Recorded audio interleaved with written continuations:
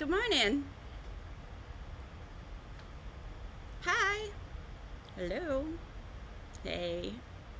How are you doing? It's Monday morning. I'm here. And you clicked on here. Thank you. Thank you for clicking on this video. Or this live. Whichever one you catch. I'm still a little weird about that. Welcome to Periwinkle Palace Arts. I'm Princess Bun Bun, and I'm here with my Bun Buns, and we do art here, so we're going to do some art today. I show up here most weekdays around 8:30 a.m. and we do art until about 11. I go to lunch, and if I can, I come back for an afternoon stream, but I'm here pretty much every Monday through Friday around 8:30. So make sure you chime in for that. Oh, I think that's Central Standard Time. Is that what I live in? I think so. All right. I'm trying to wake up a little bit still. I had a very, very, very lazy weekend where I didn't do pretty much anything, including reset my desk. So it's a bit messier right now. But I have something exciting for you today. I got 2 new friends in the mail this weekend. And I got 2 adorable little outfits. So, firstly, I shall introduce Maya. If you've been here before, you know who she is. She's my best bun. Just because she's the first one I got, and then I didn't get another one for a really long time. And someday I'll tell you the story of what happened and how I actually ended up with 2 of these. One of which I repaired and sent on to another home. Maya is my fibromyalgia bunny. And she has little fibromyalgia butterfly and other little things. Like she has dots wherever there's like a pain spot. They're called pressure points. Wait, I'm trying to show you. Maya, what are you doing? She has little spots all over her at the fibromyalgia pain spots. Trigger points, I think they're called. Anyway, we had a little issue this weekend. I got new dresses in, and I was gonna put her in a cute dream dress that I bought just for her, but she didn't like it. She didn't like it. She wanted her pajamas back, which I had put on Electra, but she wanted them back.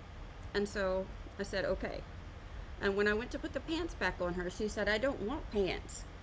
I want a dress, just a dress. So I just put the PJ top on her, and she didn't want that thing in her hair either. In fact, she doesn't want to wear anything in her hair or on her ears. So she's just rocking the pajamas without the pants now. And I put the pajama pants on Truly to go with her cute little sweater. And the headband, Electra kept that. It's really a sleep mask, but nobody in my bunnies likes to have their face covered up. Certainly not Maya. She has these big, big button eyes, and I absolutely love them. I don't know why I do that. I've never done that with another stuffy before. I don't do that with the other stuffies either. It's just it's something I started doing with her. I don't know why. Okay, next up, I'm bringing out the buns that actually got the dress outfits. So this is Rora. We've met her before. She's the Aurora Borealis bunny. I love her ears. Those are so beautiful. And she looks absolutely darling in this dress, doesn't she? I come with a little bow. And I mean, she's just rocking it. She's rocking it. And she has gorgeous eyes. Look at those pretty eyes. Oh, yes. How you doing today? Oh, fabulous? You look fabulous. And we have my other friend, Mocha, and she got a dress this weekend, too. Mocha is one of the coffee bunnies. I'm a mocha-loving person. Now, I love my coffee. I love all the coffee. Unless it's a flavored coffee with peanut oil in it. I don't like those. They smell and taste weird. Anyway, this is Mocha. She has the softest ears, and they're pointy, which is a little different from most of the other bunnies. And she looks stunning in this floofy dress. It's a floofy dress. And I put her in this dress because she has these, let me show you. She has these weird little coffee bean things on her, and my husband calls them nipples. And so he keeps calling Mocha nipples. And so I put a dress on her. Maybe he'll stop calling her that. Also, she has teeny tiny feet. You can't even see them. But, she's so precious. I'm gonna have to, seal this side of the ribbon myself. But that's okay. I used to make hair bows, so I know exactly how to do it. I'm so excited. The original items that brought me to Plushie Ruffles that I got all these bunnies from was Victorian McGee's Alice in Wonderland. But when I found them, they were not in stock. Well, they are now. So, I don't know what I'm going to do because they just released Little Red Riding Hood and they just released the Mad Hatter. And, like, I'm out of money this month. Okay. So first we have the Alice Bunny. Oh my gosh. Look at this little girl. She has like this. So something I've noticed, when they come to you, they're not quite like fluffed right. So anytime there's embroidery, you sort of have to like make it show up. You gotta work the furs away from the embroidery. Anyway, she has this bleeding red heart, and of course she has her little dress, and y'all, she comes with this little knife. It's so cute. She's very stabby. Stabby. If you don't know Victorian McGee's Alice in Wonderland, it's oh crud, I can't remember the name exactly of the first game, but there's a game. And the one that I have is called Alice Madness Returns, and that's what these are from. They're it's kind of like a nightmare version of Alice. I love the game. I've never beaten it. I've only gotten to like the 5th level. I'm not really a gamer, y'all. Anyway, look at this. So she has these gorgeous little, again, they need to be defluffed. She has these little skull bone heads, skulls in there. And I don't know what this is. It's like a little X or maybe blades. I can't see it very good. And she has these adorable bows at the bottom of her ears. And she got these stripy legs. Her bunny tail's just white. And she got like stitches on her face. And then her ears are gorge. This is her little tag. I thought for a little bit that I was saying it wrong, but it really does say Victorian McGee's Alice. So I think maybe it's just Victorian McGee's Alice is the name of the first game. Maybe? I don't know. Let me know if you know. But check out the inside of her ears. How adorable is that? And they're not quite velveteen. They're more like a micro suede maybe? I don't know. And she also came with this is her little bottle that says drink me on it. And I haven't figured out how to attach it to her yet, but I will. I'll put her over here. These ones really probably aren't going to stay on my bed. I'm probably going to keep these somewhere else because they're more like collector's items. Anyway, and second, we got another one. This is Victorian McGee's Alice in Wonderland White Rabbit.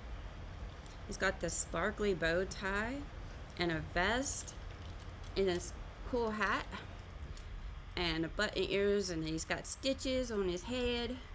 He's got some stitches in his ears, and the back of his head has some stitches, like his head split open or something. But also he came with this.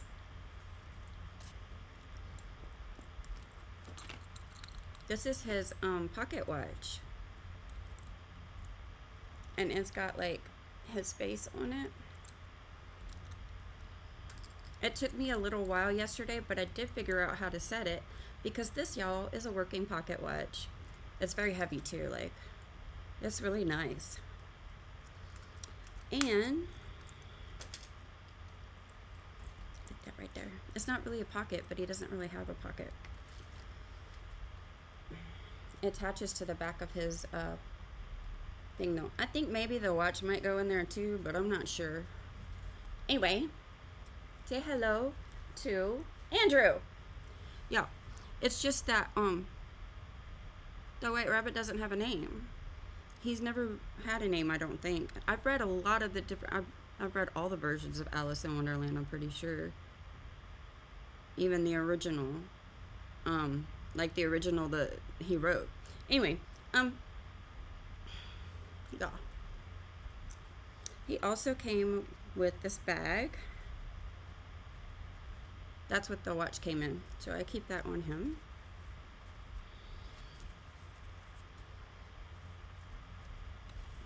There we go. And there he is. I named him Andrew after one of my favorite rabbit people.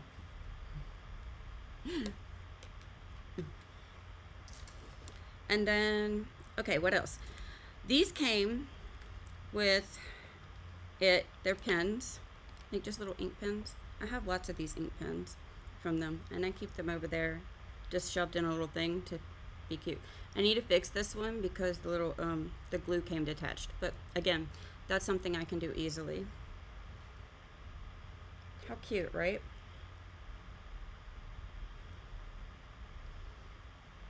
And this was sent as a free gift, y'all.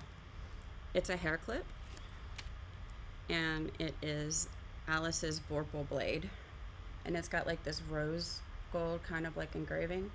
And I'll tell you what we're gonna do. We're gonna wear it today, but if I put it on this side, I have to put it upside down. Let's see, hang on.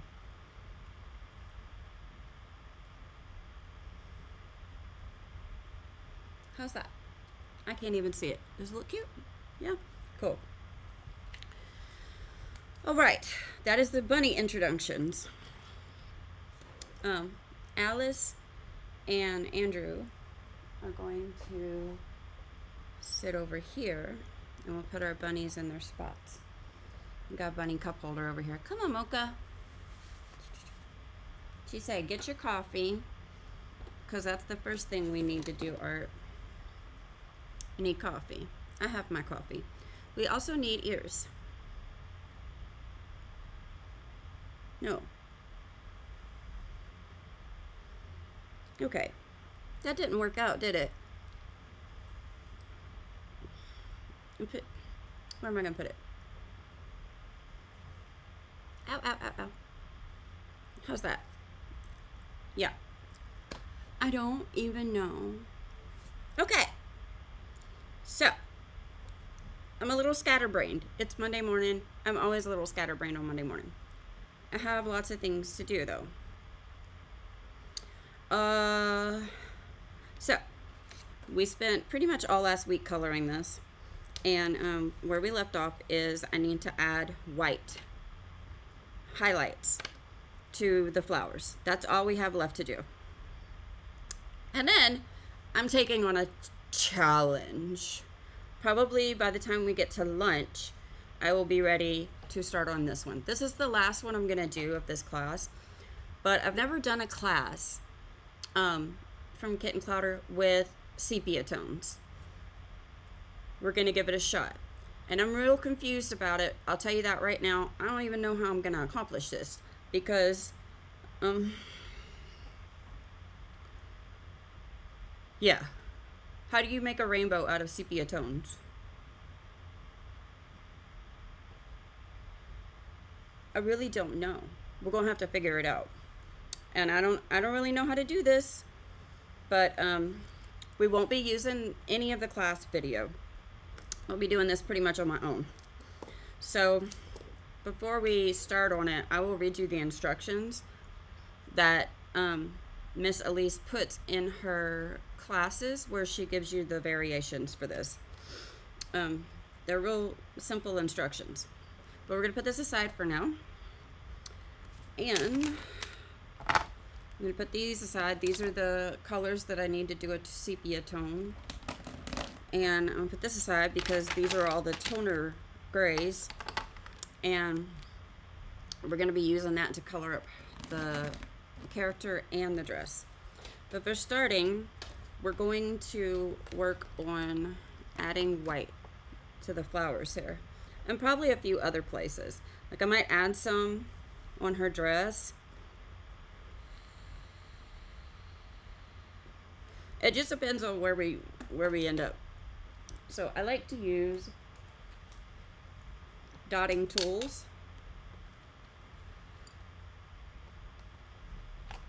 There should be a third one over here. There it is. I like to use dotting tools for this. And my Daley, I don't know how to pronounce that. Does anybody know how to pronounce Daley Rowney Pro White? It's a little bit thick. I think I need to thin it out a little bit, but I forgot to look up how to do that. I'm not sure if I should use water or what.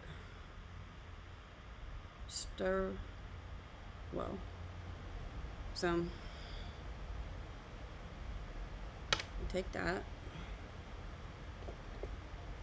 I usually keep a toothpick in here just for this reason.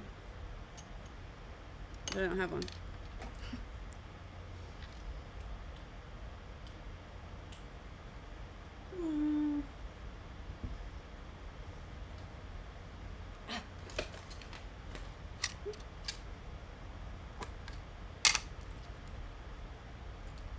So like I said, I didn't do anything this weekend. I think what I did is something they call bed rot and binge. That's all I did this weekend was sit in bed and watch TV. Oh no, that's not true. I did finish this spiral I started. It's hard to see on the video probably just because of how it is, but I think it came out really nice.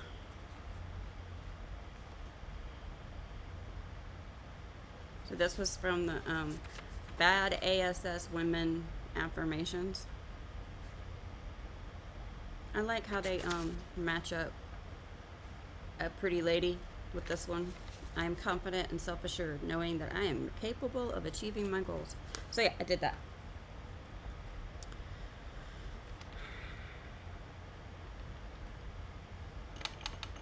I need to clean this out real quick. Keep my biddies in here.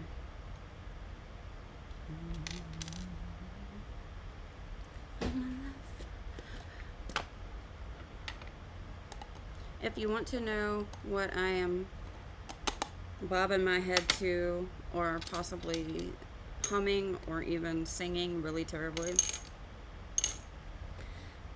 YouTube doesn't allow for you to use copyright music in the back of your videos. Otherwise, I would just turn the music on so everybody can hear what I'm listening to and we have some nice background music. But can't do that. So right here in the corner, I did it. I did it. Right here in the corner is a little screen share of my Spotify mini player. What? You like this song? Sorry, Maya said she liked this song. I talk to myself a lot. Which is truly what I'm doing when there's nobody actually watching the stream. I'm just sitting here talking to myself. But if anybody is ever in the stream, I'm talking to you too. And if you're watching, go ahead and say hi. I can see you lurkers. Go ahead and say hi. In the chat, in the live chat. I will respond. I promise. All right. Let me stir this up pretty good. I should look this up because it's really thick.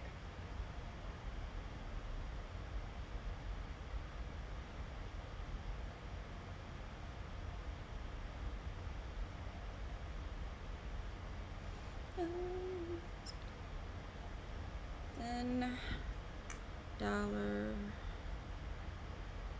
Rowney. How do you spell that? It's a W, not a Y.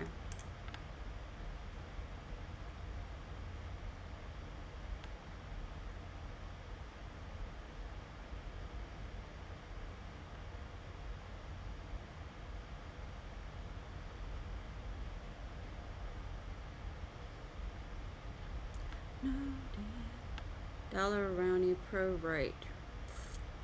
Use this with brushes, dip pens. Pro White can be diluted to make washes.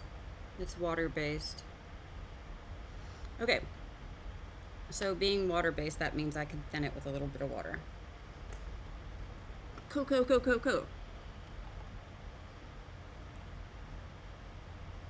Okay. I'll be right back. I'm gonna go put a couple of drops of water in this.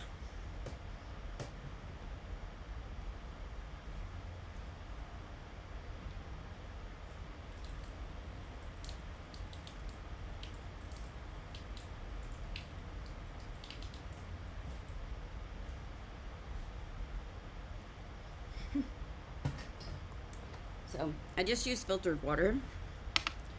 And now we're just gonna stir this up. See how thick it is?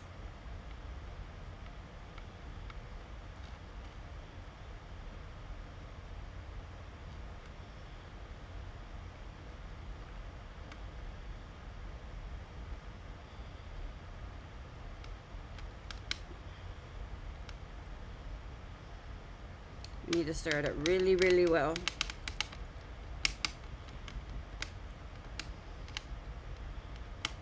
I think it just gets like this because when I'm using it, I kind of leave the lid open.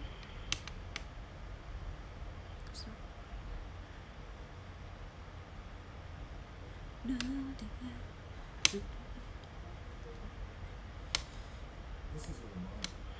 if it's too thick, it doesn't give a flat look. It kind of sticks up. Okay, I'll be right back again.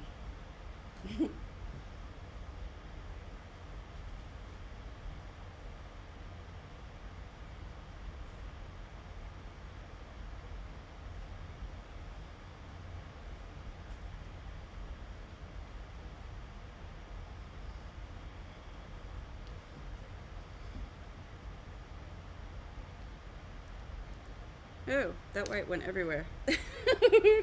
Oops. Okay. Yes, I got that all over my hands. I'm gonna shake this.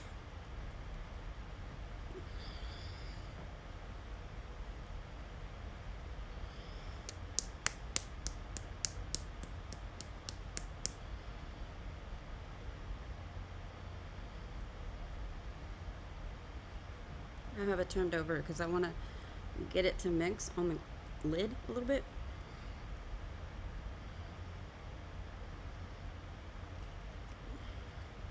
There we go. All right, you guys, Monday mornings, I'm making a mess here.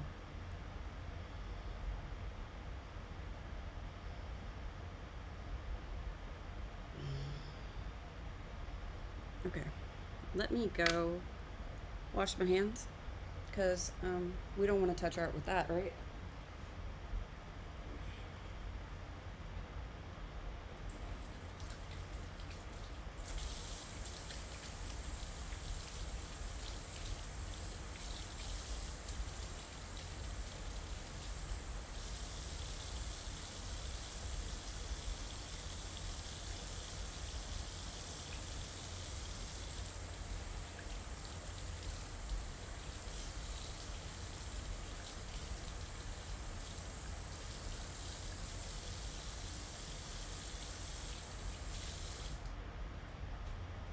Okay, I'm sorry about that, guys.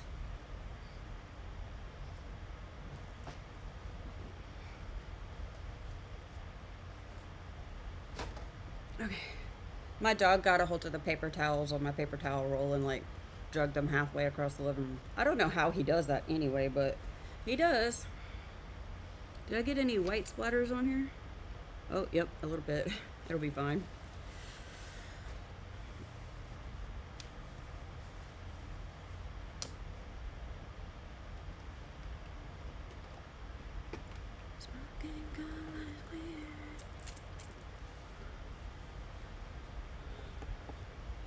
This is one of the reasons I love using glass. It's super easy to clean. And even if I can't get it clean, I can scrape whatever's on it off with a razor blade. My whole desk is actually made of glass.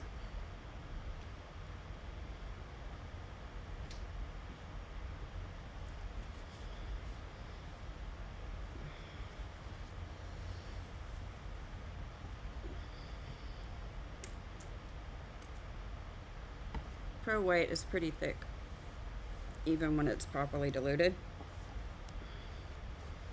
Okay, now I'm going to use rubbing alcohol.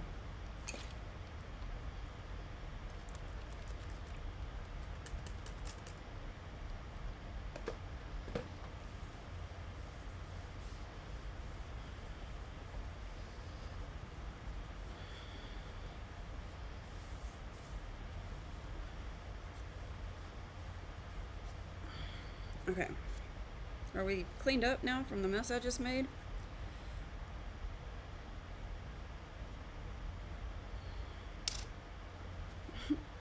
Guys, now at the end of this morning's stream, I'll probably show you a little bit about what's going on with my nails.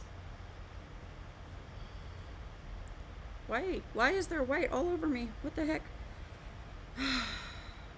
Okay, I'm making even more of a mess.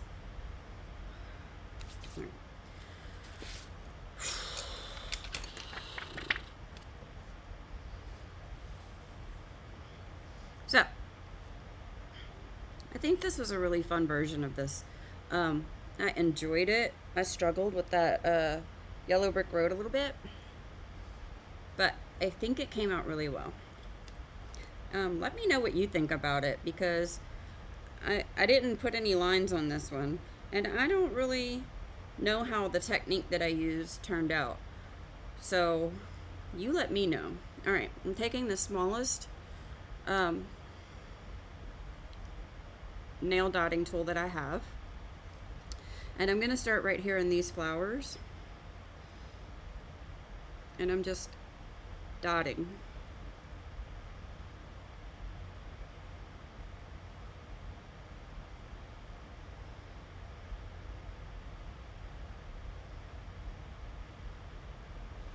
I'm trying to make these really small, but sometimes they come out how they come out.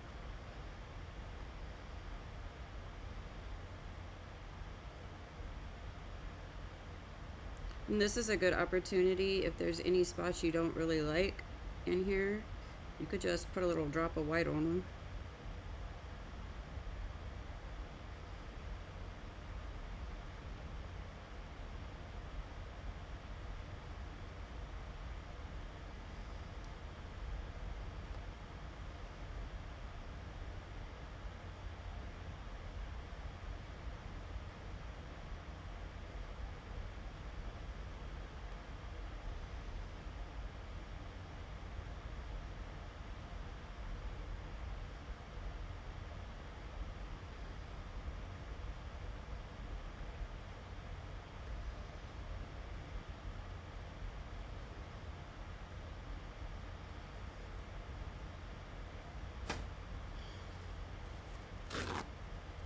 I do wipe this off frequently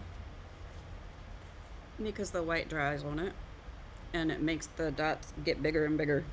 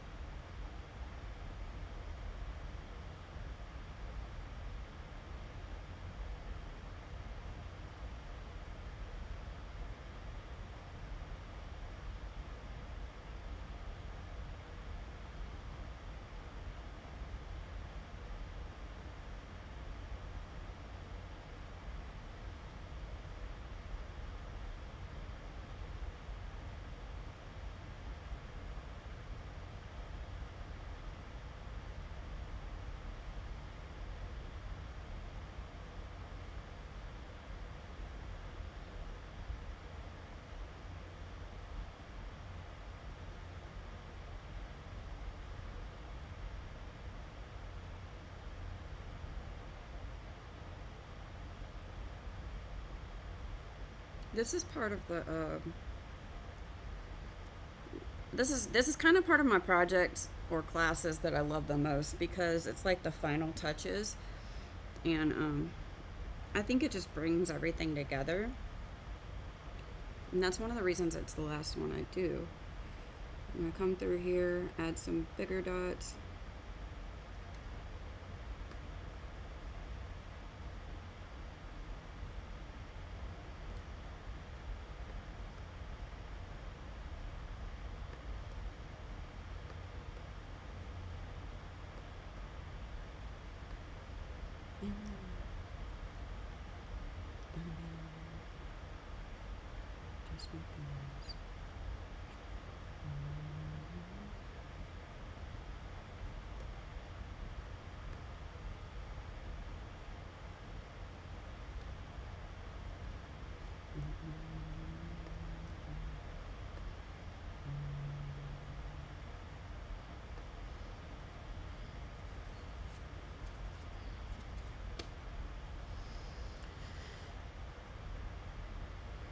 And now I'm going to put more tiny dots.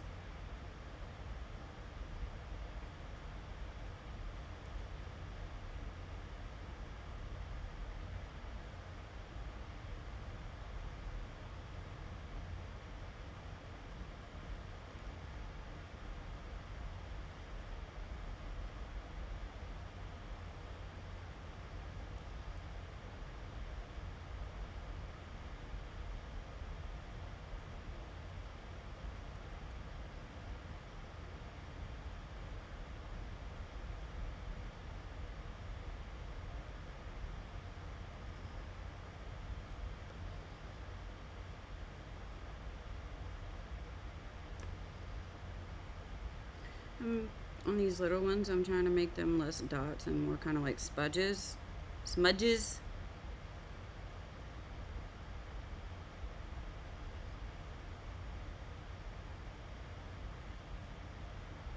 Just being a little bit less precise.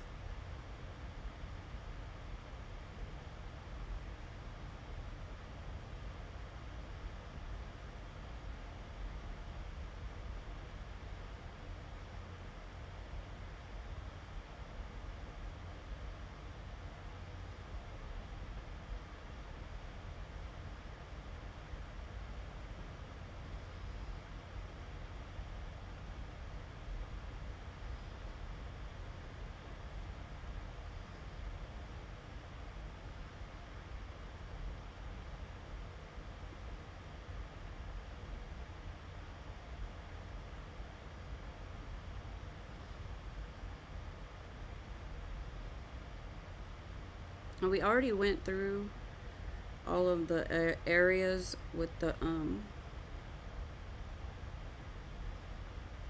white pencil, and kind of added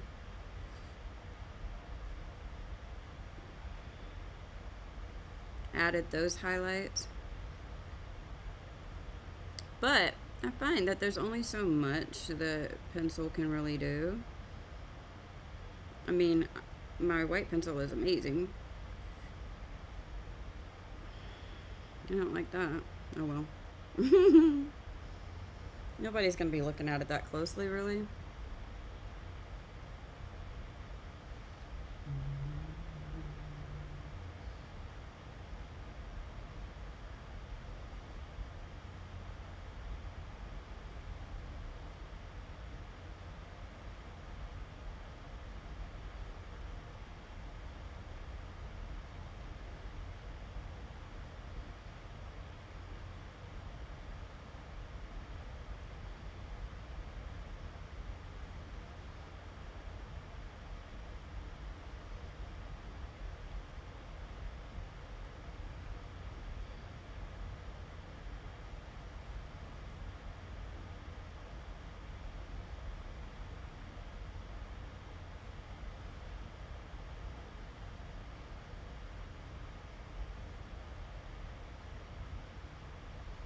And the reason that I haven't wiped the tip off in a little bit is because, like I said, the Pro White builds up on the tip and it starts to make it kind of like fuzzy, but I want it to look kind of fuzzy at the moment.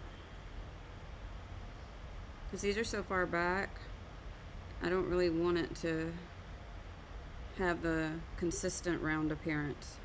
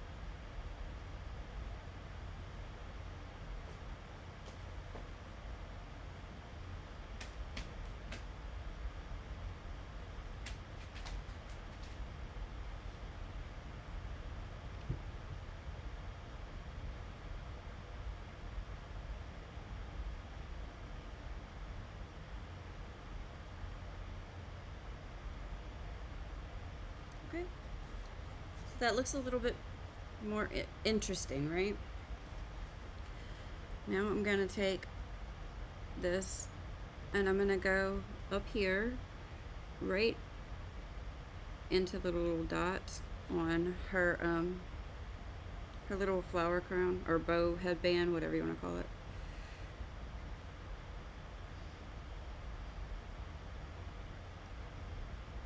Oops. I really didn't want that one to be that big.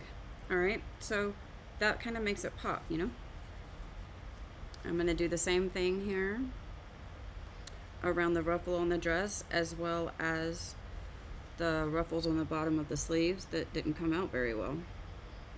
It will help them look a little bit more like, hi, I'm a ruffle on a sleeve. I don't know how it would say that.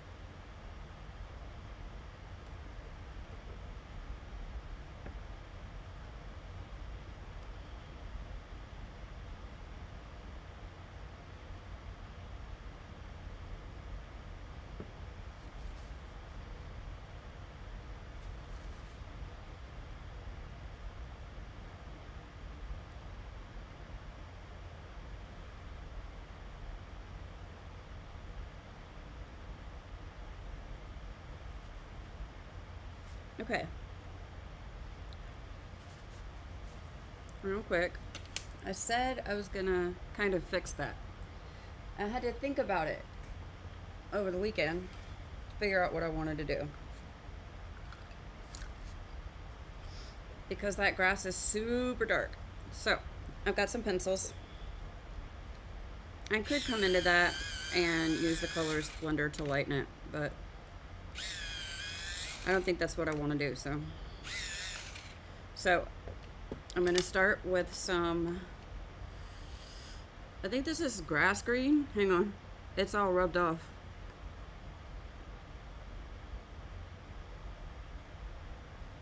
It might be apple green. I don't know. But I'm going to go up here. I'm going to bring this into the darkest areas.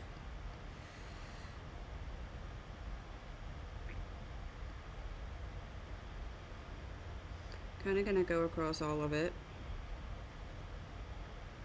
lightly.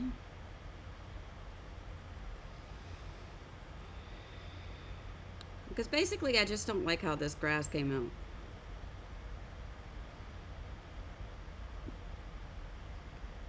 Is it really in need of being fixed? No. I just want to fix it. I mean, technically it doesn't need fixing. It could be left like that. It's pretty. It's just not what I was going for.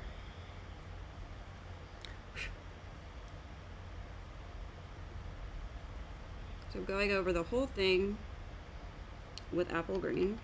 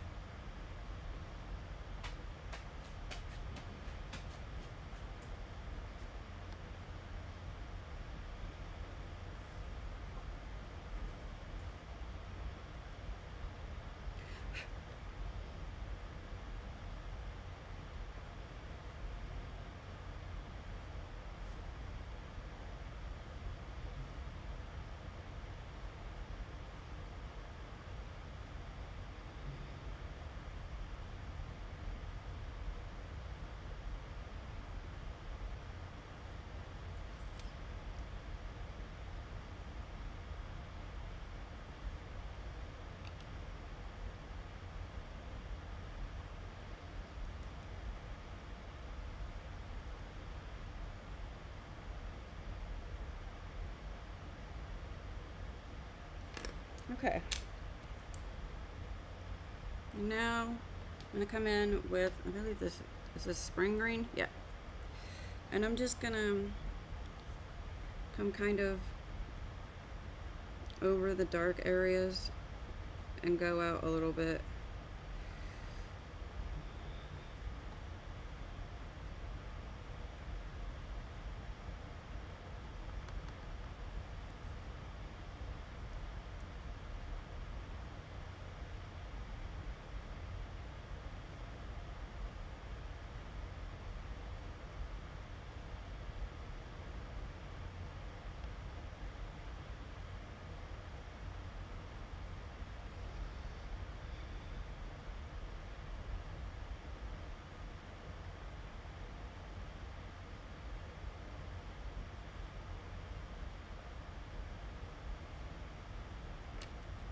Okay.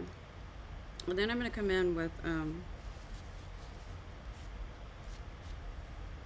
this green, light green, and I'm just going to bring this through some of the highlight areas there.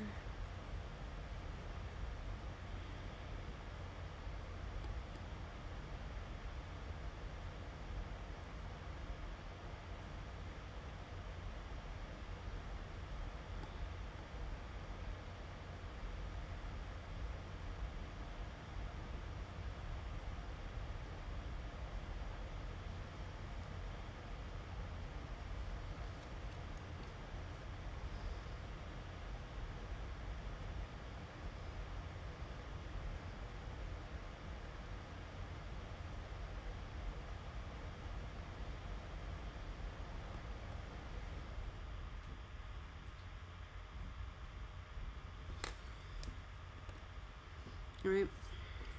See, that's just a little bit lighter. It's still quite flowy, like smooth, but it's got a little bit more brightness to it. I just didn't like it as dark as it was. Okay, now we're going to go through the dress here, and we're gonna add sparklies and highlights and all kinds of stuff.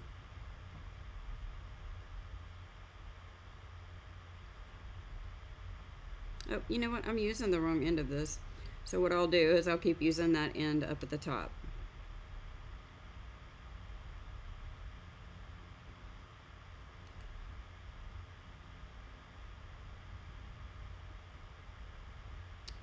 Remember what I said that was doing that I didn't like?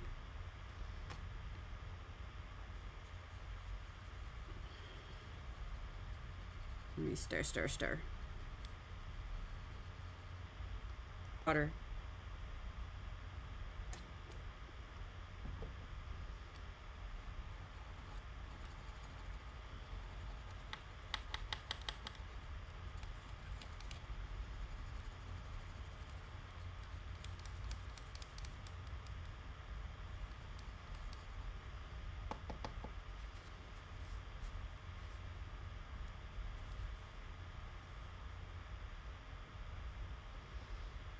You don't want it to stand up like a firm meringue when you put the white on there.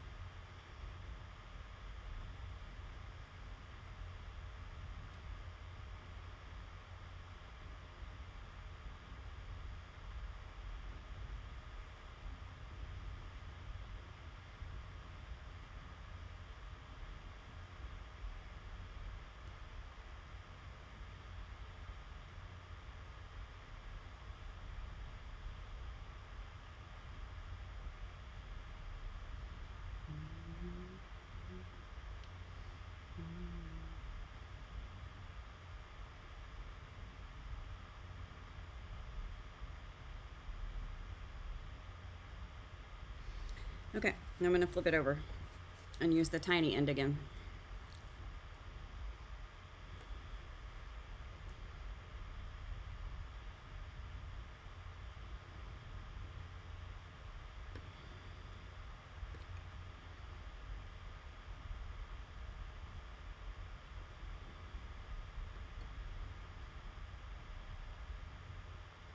I'll add a few little extra in there of my own.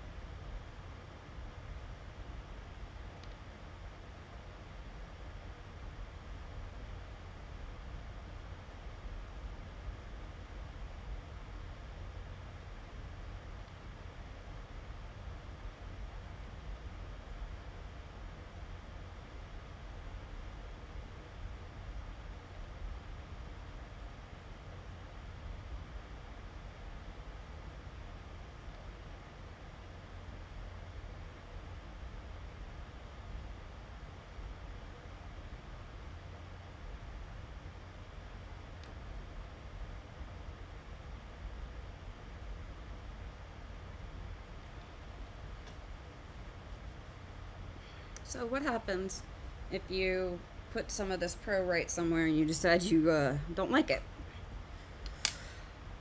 I have this little spot right here that I don't want. So I'm just gonna grab anything really. I'll grab this nail cuticle pusher and I'm just gonna go right here on the edge of it and push off pretty much what I don't want there. If you push off too much, you can just reapply it. But you want to wait till it dries to do that. Okay.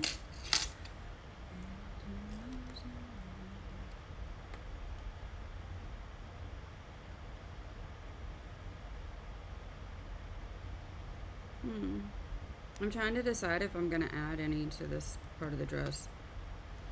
I'm thinking I'm probably not.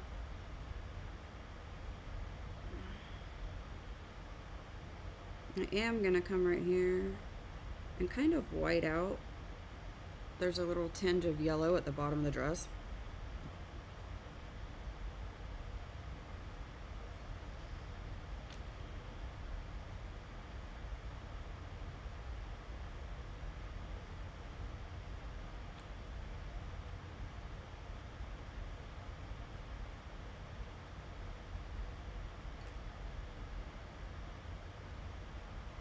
Okay.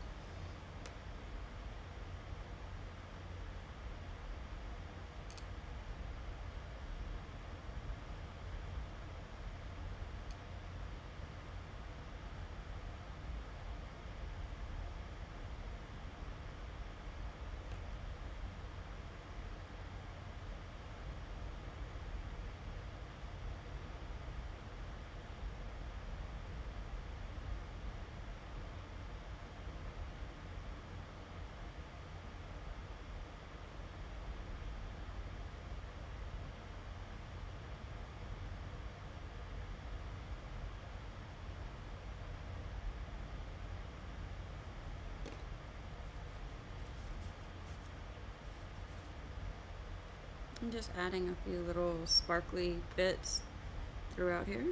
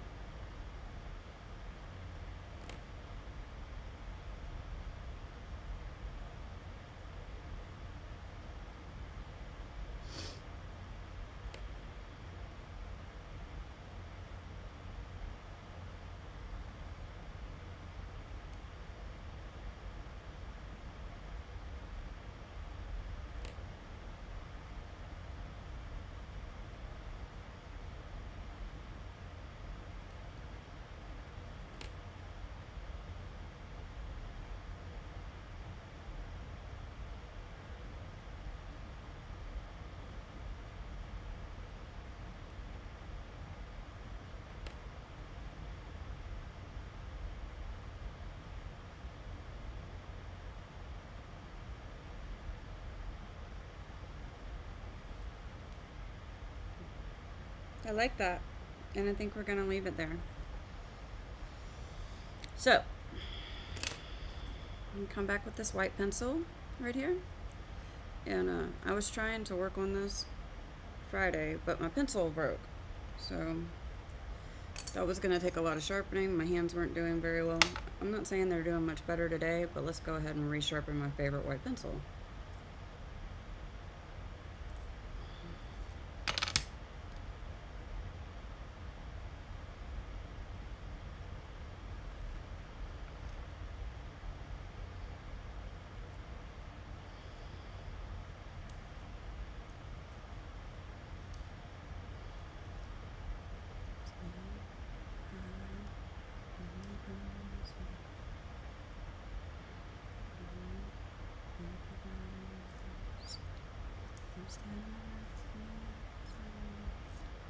So, I'm curious what people do on the weekends. What did you do this weekend? Anybody?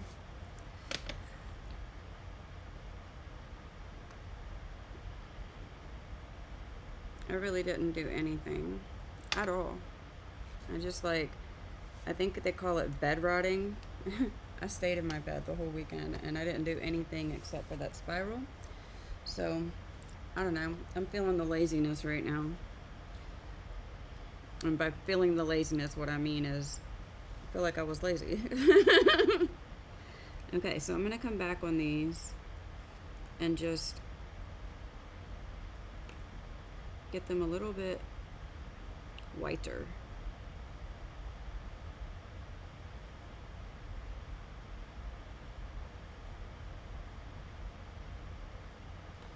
Because I want to show you the difference between using the white pencil to do the highlights versus doing this with the Pro White.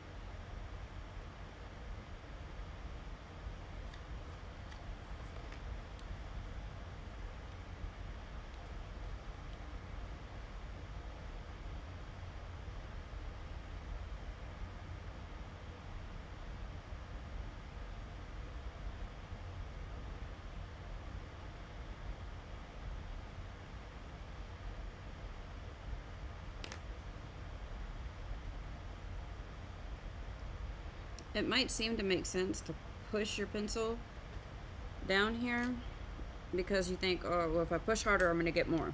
You really don't want to do that. A softer hand is better. And what you do is you apply some, you come back, you apply some more, do it lightly, and it's going to build up until whatever you're trying to cover underneath, in my case, the pink here.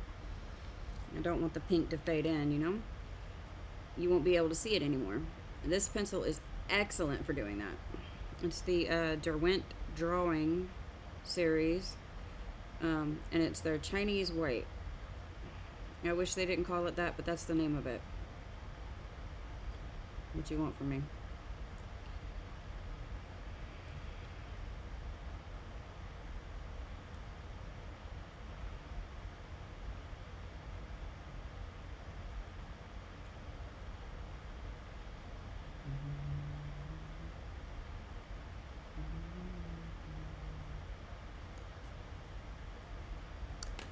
there we go.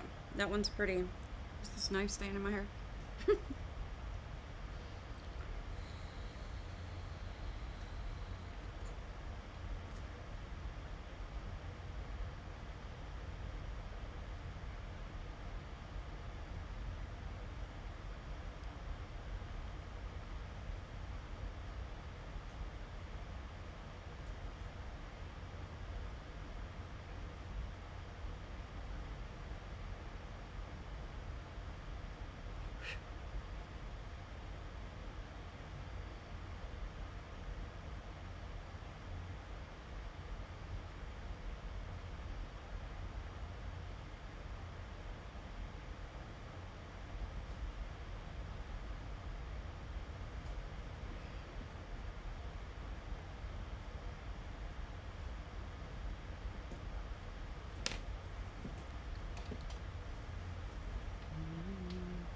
I wouldn't be wiping my finger over it if this was pencil on top of pencil. That would smudge it, but I'm just, normally I use my brush to do that.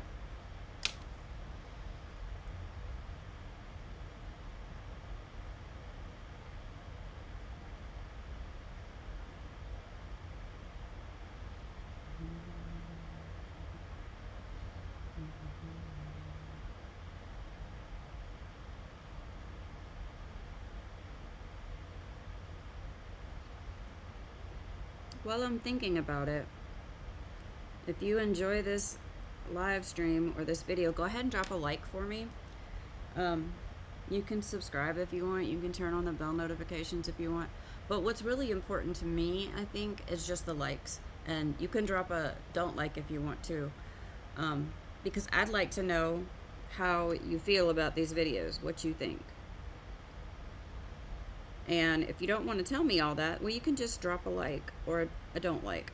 Like a like, it like gives me an idea of what you like and like stuff.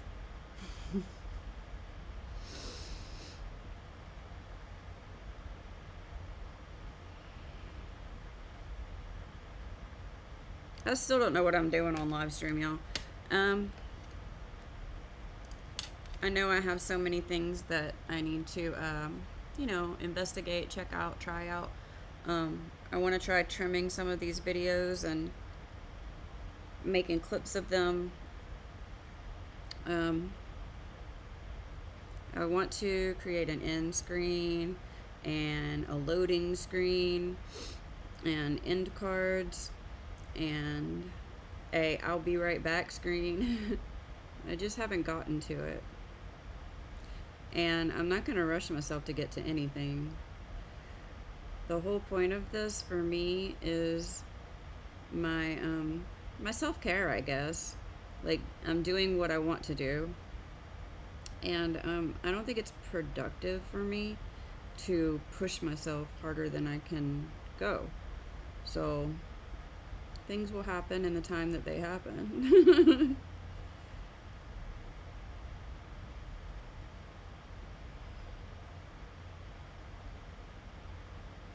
I don't really expect this to ever be like a successful thing. It's just my own passion project. Kind of helps me get up in the morning.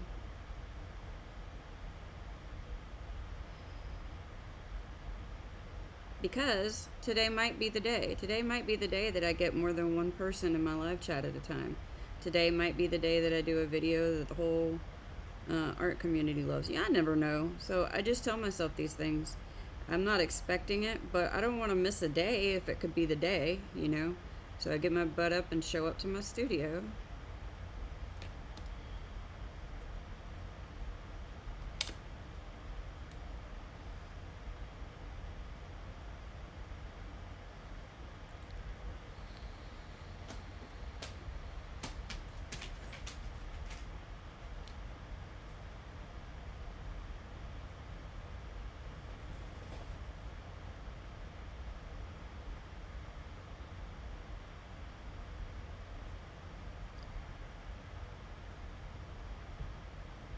I'm gonna add this video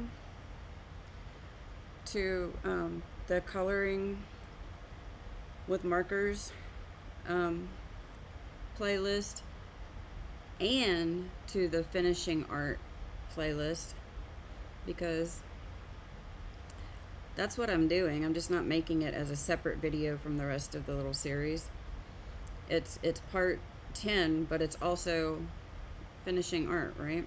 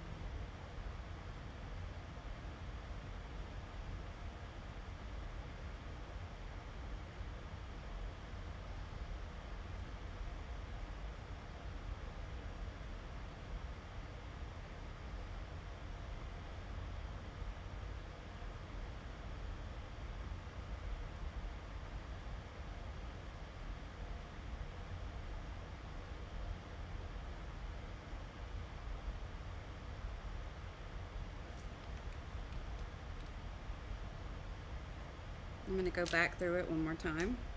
Remember I said layers? Layers! Are you a parfait? Everybody has layers, right? So what are you? Are you a parfait? Are you an onion? Are you a petticoat under a skirt? That has layers. What else has layers? Layers, layers.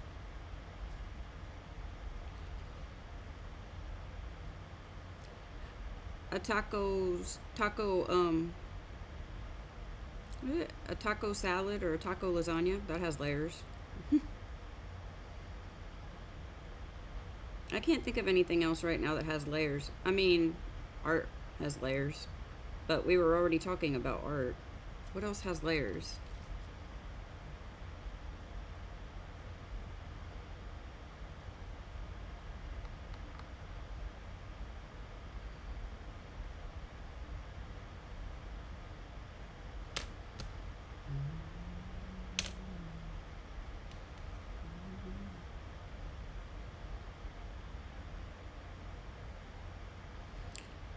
Something I don't think a lot of people know is when you're using a colored pencil or a white pencil, anything that's wax based, and maybe oil based too, but I don't have a lot of experience with oil based pencils. The more you use the pencil, the more the actual wax on the tip warms up from the friction. So as you go over something, I always say go over it again, because the pencil warms up and you get more opacity, and it becomes kind of it becomes smoother, I guess. And that's what's happening right now. I've decided that I'm going to go through and connect the little leafy parts to the stem, but just one time, because I still want it to kind of look darker with the pink on the inside, but going over it one time and connecting them, it seems to make it look cute. I like it.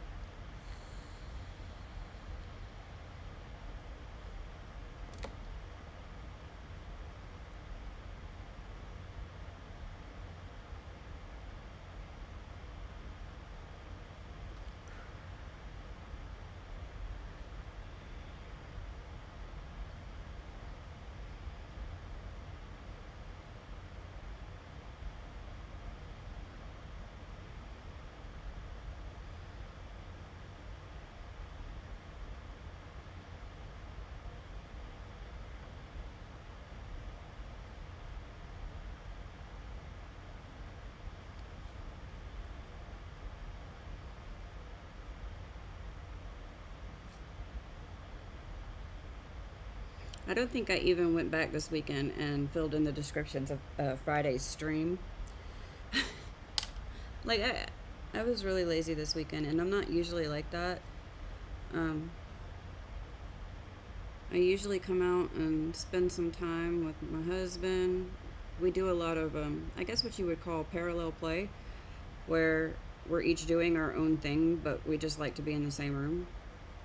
And I don't know what my problem was this weekend, but I did not feel social. I did not feel friendly, not even to the one person who is my best friend and I'm always social with. It was strange for me. I'm coming back over this with the white pencil. And the white pencil is kind of knocking, it knocked the Pro White off. That's another way you can get rid of it if you don't like where it's placed. And I wasn't trying to do that, but it happened anyway. And I'm glad, because I didn't like the way the Pro White was looking right there.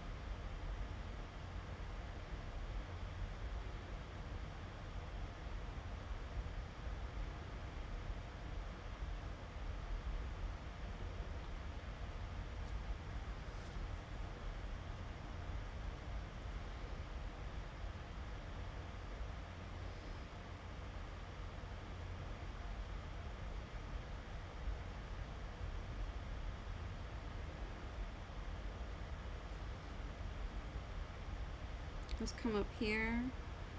I'm just gonna add a little bit more white there, here.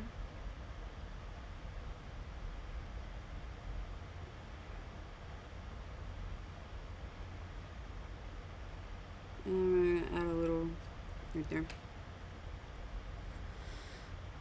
So the difference between the Pro White, you can just add the Pro White one time, you're done. But when you come through with a pencil, you're going to need to do a little bit more.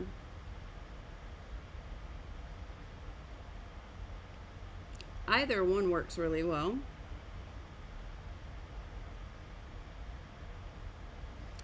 And it really just comes down to a matter of how you want it to look. And I find, personally, the Pro White looks super bright, and the pencil gives it more of a softer look. Not as harsh and like right in your face. So in many cases, I use both.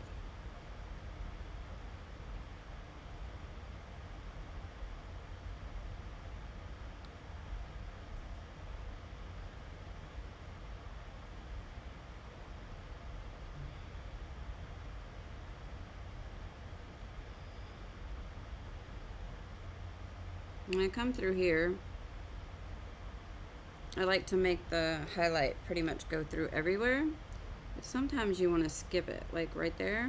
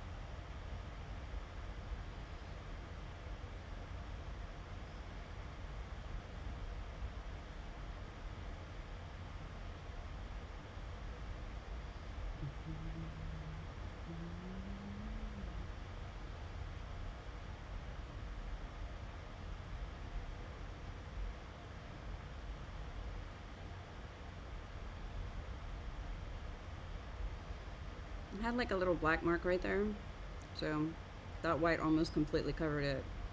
I love this white pencil.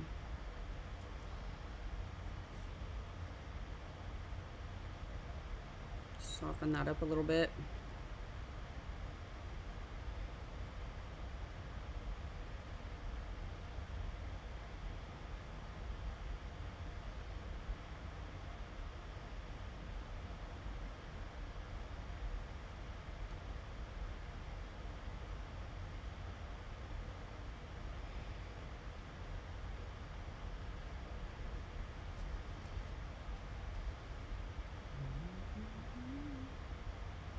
I had a thought this weekend that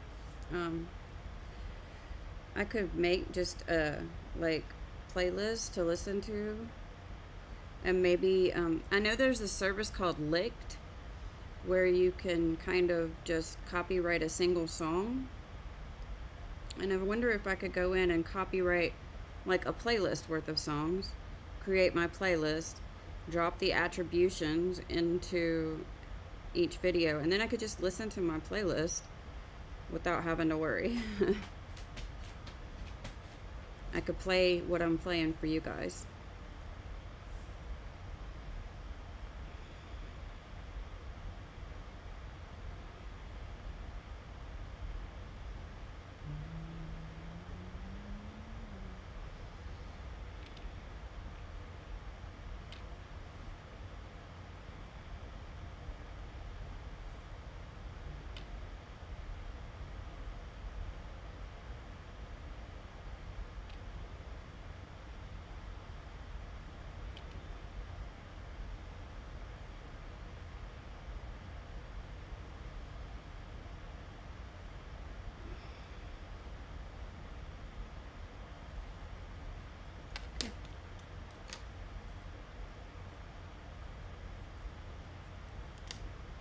I'm gonna come up here.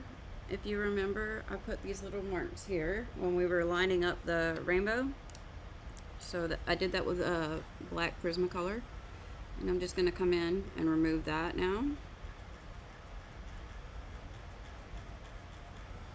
And of course, it's not going to erase the marker. So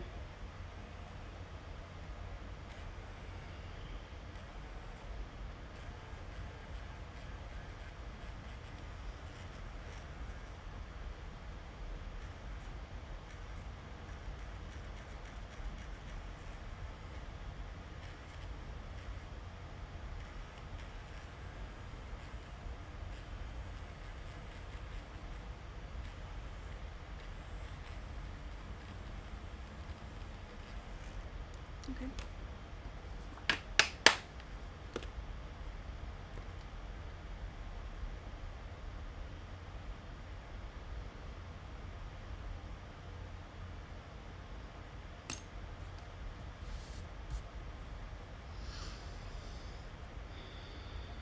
I'm going to come through the yellow brick road very lightly, just through the center.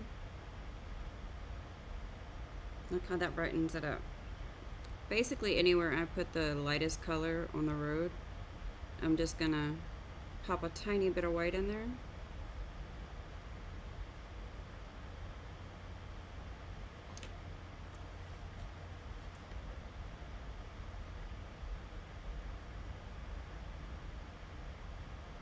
Do a little squiggle there. I don't want to lose my texture.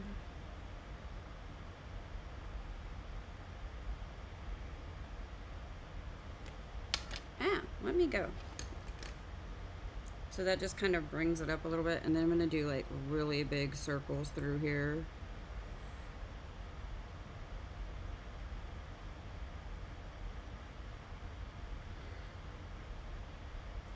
Not adding a whole lot here.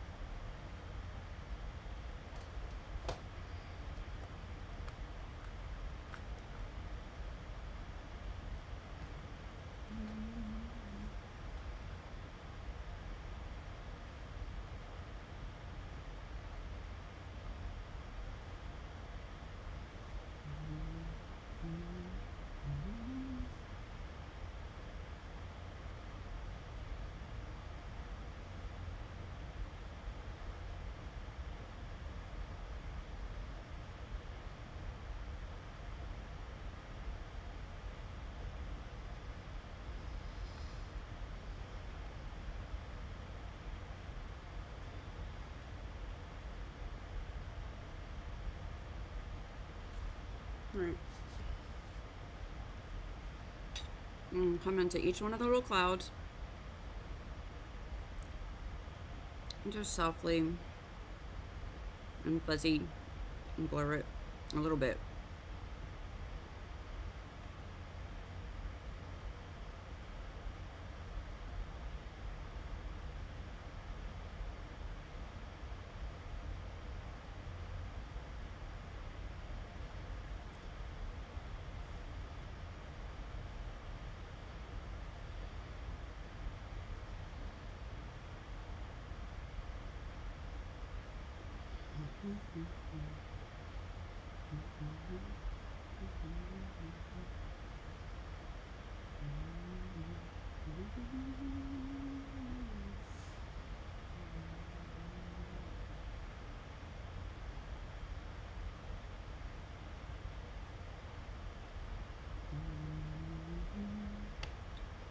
And this is just softening up the clouds a little bit more and brightening them a bit to make them really pop. I need you to tell me.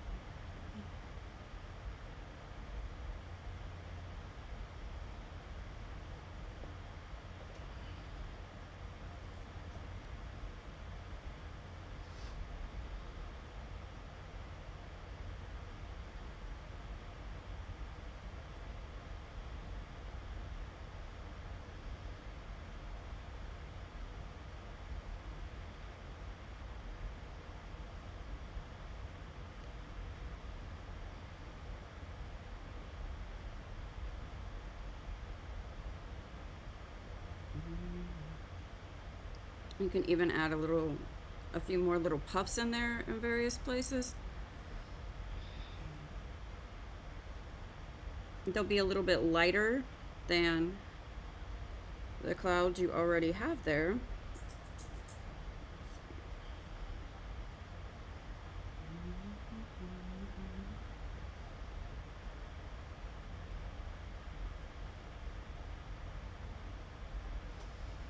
Alright, now I'm going to go back through just a few of this, a little bit of this, I mean, not a few.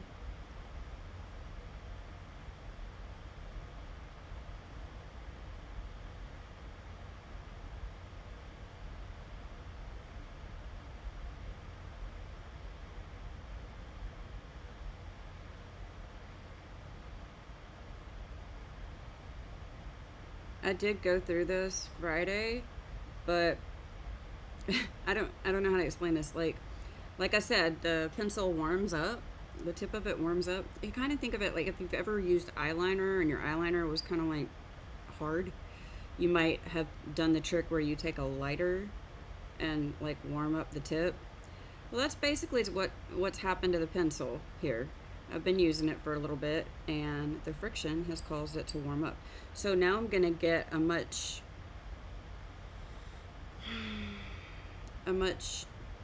smoother and more opaque laydown of the pencil. Now, just so you know, if you go and you sharpen it at this point, you're gonna have to warm it up a little bit more. And there have been times where I have taken this pencil and just scribbled for a little bit to warm it up because I was working on something that I didn't have anywhere that needed a lot of the white, so I really didn't have an opportunity to warm the pencil up. But instead of sharpening it, I kind of look really close for where the actual pointiest part of the pencil is, and I twist my pencil around and find those things. Find the pointiest spot.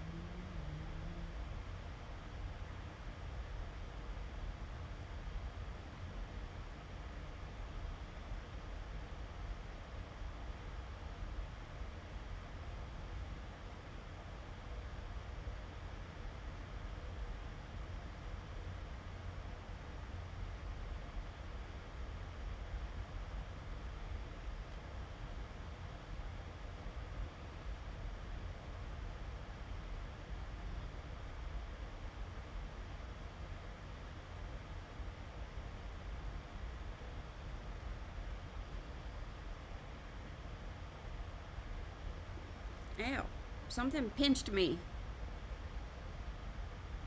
Or maybe I just had a random pain signal. That happens a lot.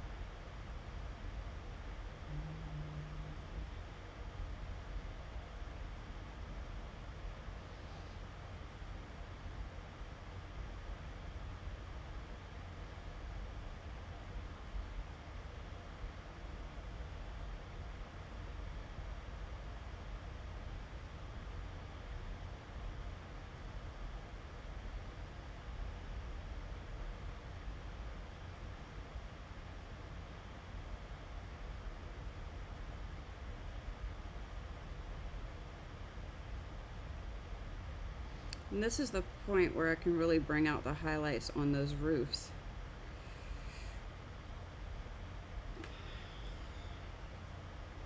And I'll show you. You see how much difference it makes on this side where I've gone over it with white again compared to this side? It's a bit different. And it's not that any way is correct or not correct. This is just what I do. I don't even do it this way all the time on my own stuff. I'm always trying new stuff. This is just what I like right now. That could change.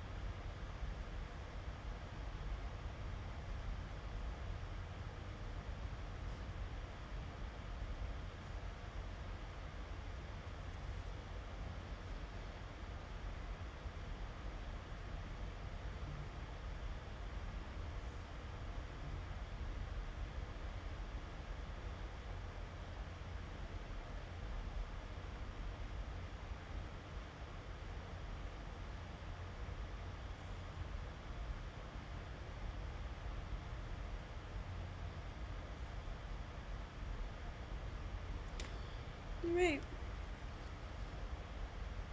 It just makes it look a little bit brighter, have a little bit more depth and intensity.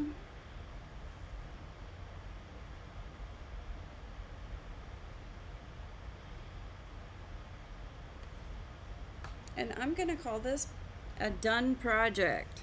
Yay! All right.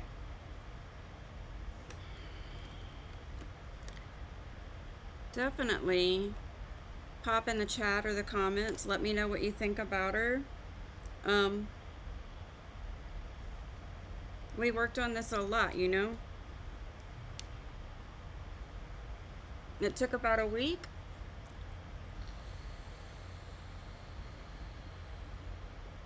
I think what I'm going to do is we're going to do a little bit of nail care until lunchtime. And then we're going to come back and I'm going to start on this. Now, my nail care. I have the psoriasis. So I tend to have to do cuticle care consistently. I don't really do them all in one day. I have a couple that are kind of peeling that I need to cap with some more top coat. We have, let me grab these.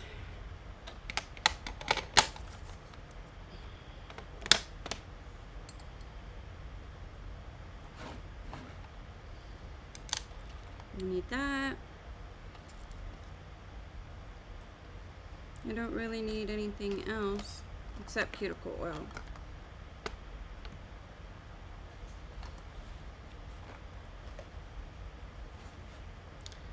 I want to show you how I clean under the cuticles. Now,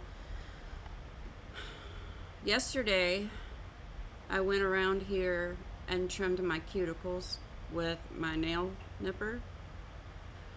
So they're pushed back a little bit further, and you can see like the edge of the back of my nail poking through. In a day or two, maybe we'll come in here and I'll show you how to how I kind of like am going to kind of redo the nail art with like some nail polish and glitter in the back, so that I don't have to remove these designs quite yet.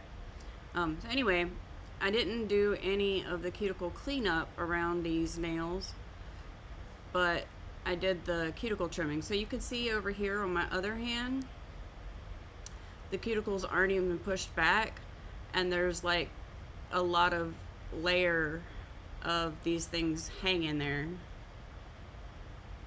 of my cuticle hanging there.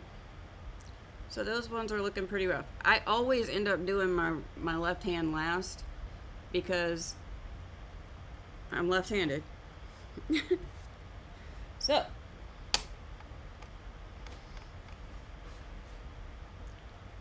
first I'm going to show you how I use the cuticle nipper to trim my cuticle. I'm going to do that on this hand.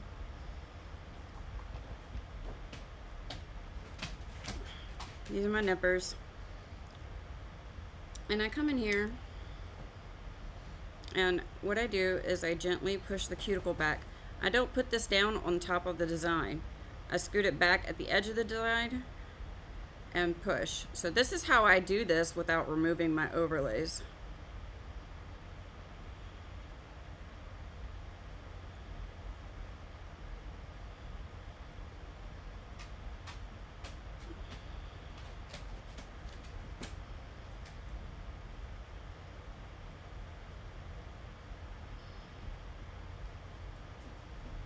And clean underneath the nail. I absolutely need to do that with a nail drill, but I start by just gently kind of picking anything out of my nails. Now I'm going to come back with the nipper, and I'm going to take my finger and push this back like this. You can see some of the red that's still there from the marker that spilled on me. And what I do is, if it hurts, if I can feel it, I do not close the nipper. So I kind of do like a little test, and I don't close the nipper if I can feel it, and I go really slow. A lot of people think you shouldn't clip your cuticles, and I can agree with that. Some people shouldn't. Some people have cuticles that barely grow. And yeah, you shouldn't clip your cuticles. You also shouldn't clip your cuticles if you're prone to cutting yourself, which I'll be honest, I am. But this is a necessity for me. So I've spent enough time cutting myself to learn how to not cut myself, if that makes sense. My cuticles grow very quickly. I say grow, they're not really growing. What you have is dead skin building up. Because everything that you can't feel yourself clipping off, it's all dead.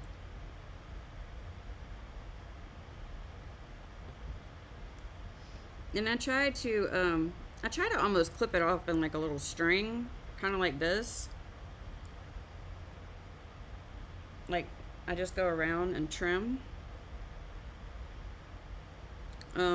If you're not comfortable doing this, I don't recommend you do it. A lot of things that I've learned to do, they're not one size fits all. Your mileage may vary, you know? I'm not what I would call confident doing this. Sometimes I do still nick myself. And I have to go a lot slower on this hand, obviously. This hand always looks way worse than the other hand because, like I said, I'm left-handed.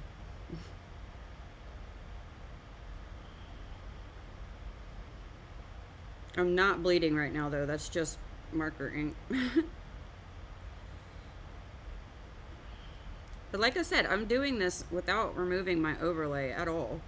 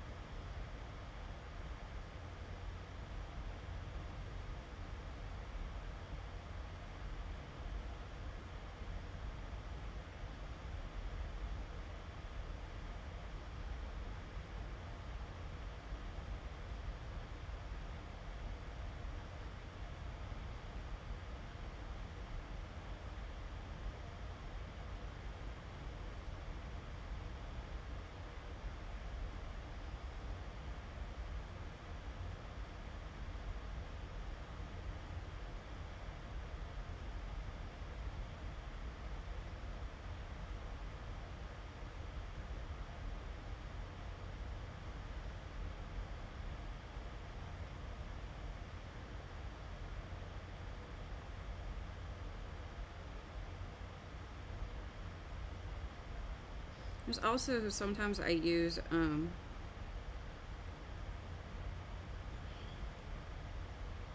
little fork tool that I don't have near me right now to kind of just go around it. But I do find that I nick myself more often with that than with my actual cuticle nippers here. It's a little bit more difficult for me to control it.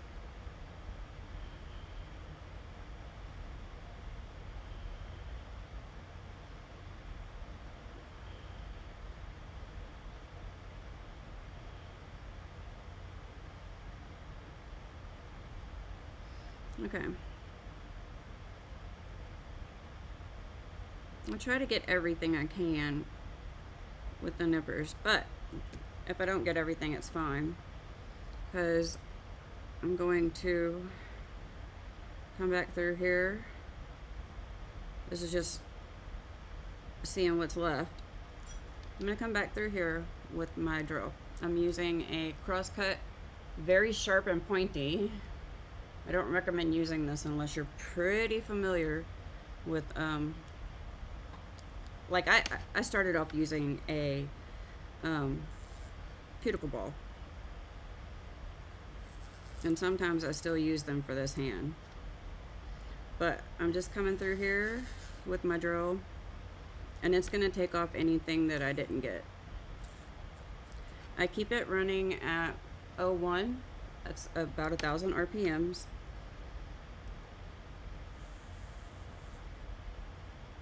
I'm not touching the gel at all.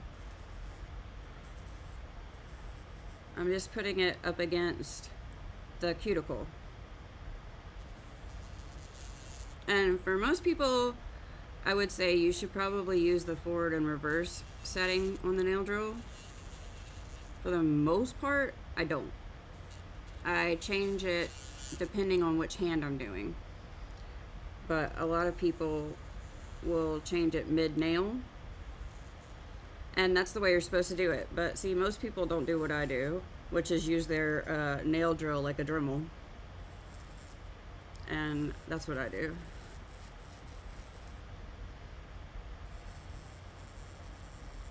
You want to be careful. You don't want to go over your design, and you don't really want to go up against it either. Because if you do, you could not damage, but you could remove enough of it that you get lifting. You don't want lifting. When you get lifting, you have to take off your design.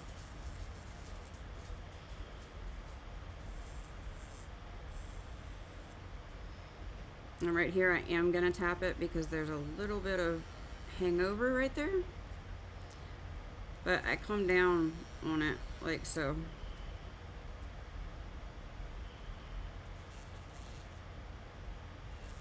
If you're watching this now or you're watching this in the future and you think I should zoom my camera in more, definitely let me know. I can't tell how well others can see because I can barely see myself.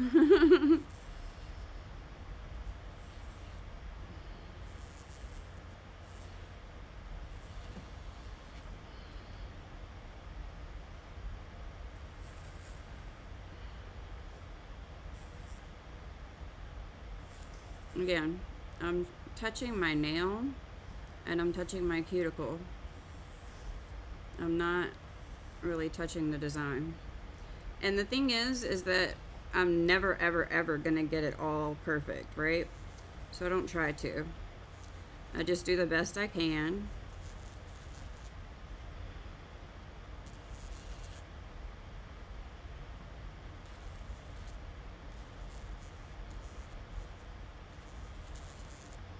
There's times where like I only have enough energy to do one nail a day like this.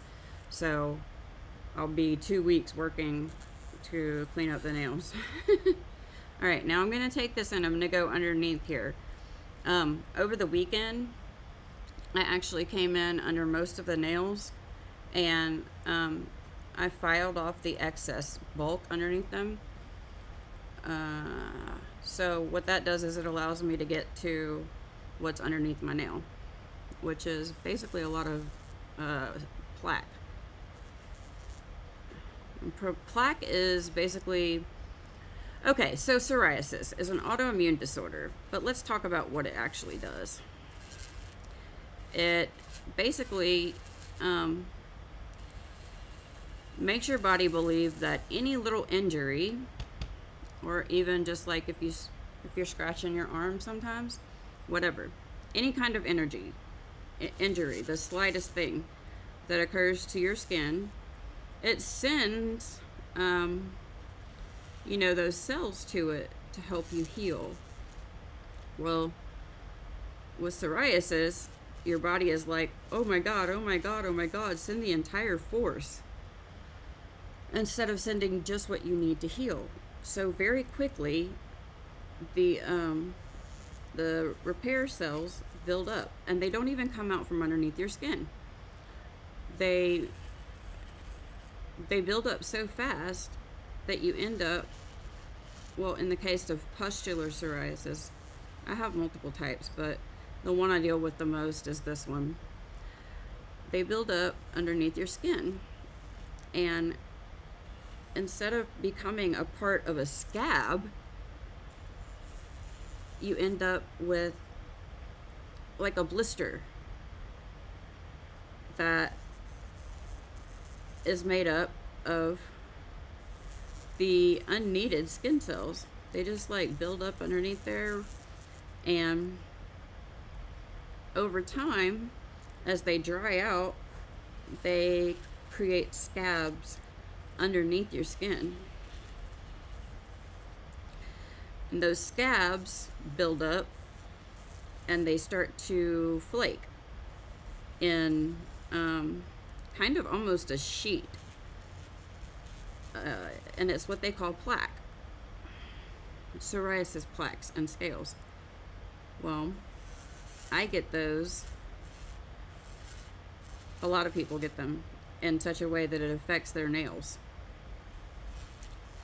And I get them really badly to where they affect my nails. When those plaques build up underneath your nails, I don't really know exactly why, but it causes the nails to start lifting, separating, they start to split, they start to peel. So one of the key things that you can do is take really good care of your nails.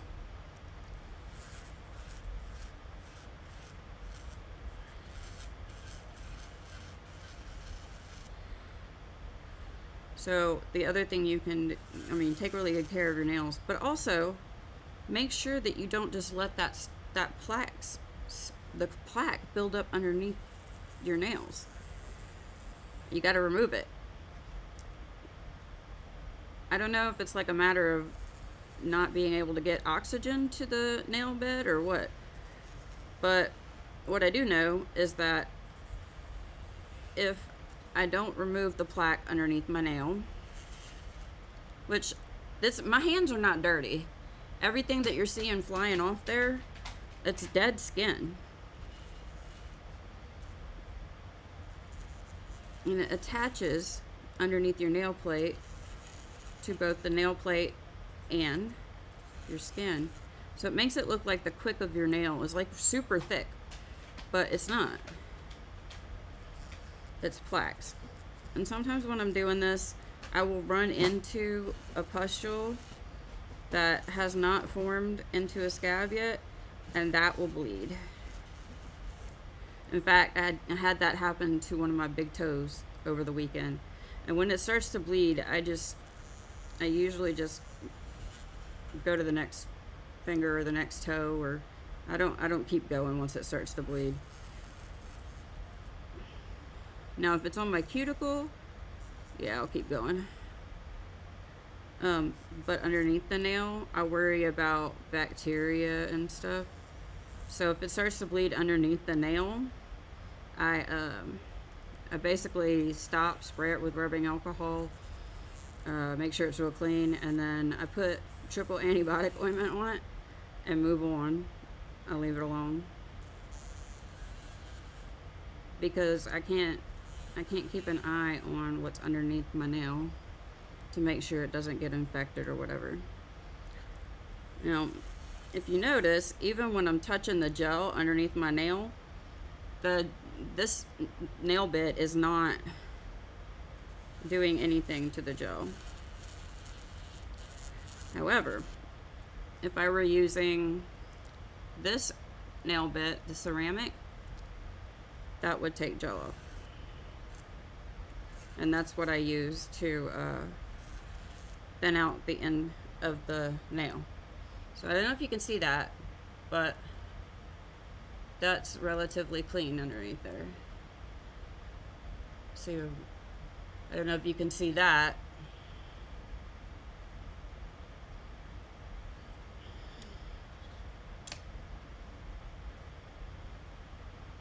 So this nail definitely has some plaques underneath there, and so does this one, but this one is pretty much cleaned out.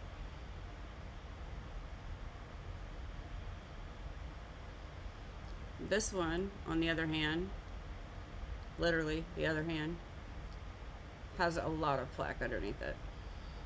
This one too. So I'm just sitting here cleaning those out, and then of course going around.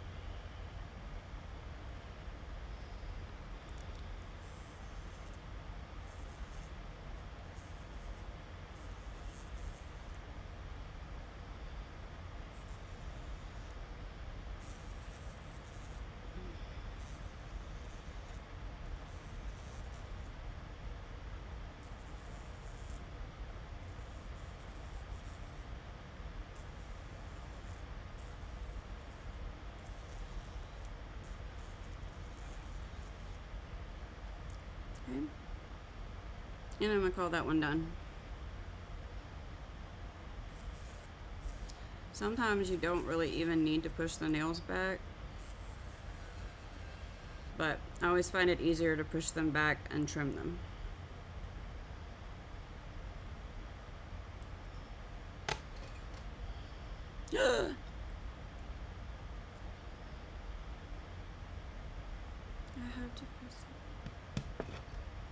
I have to press so.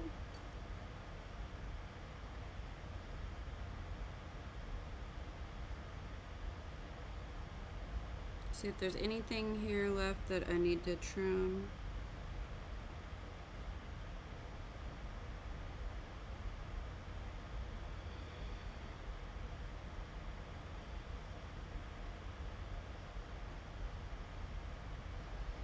So now I'm going to come to the next nail, and I'm just going to, yeah, there's a lot to trim off there.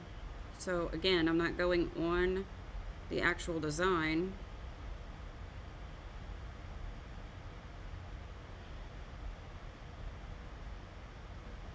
I'm going just past it. And yes, you will find little bits of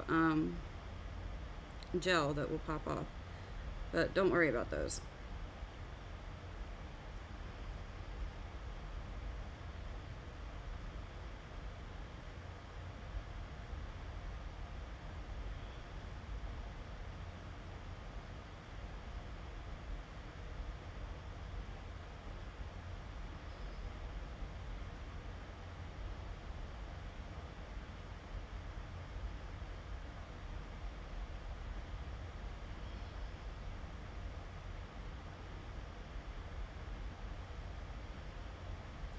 And I find the little curved end of the cuticle pusher to be an effective way to go up underneath.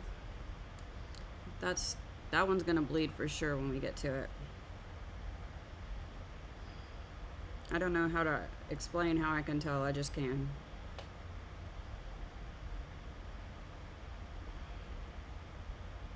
It's a certain sensation.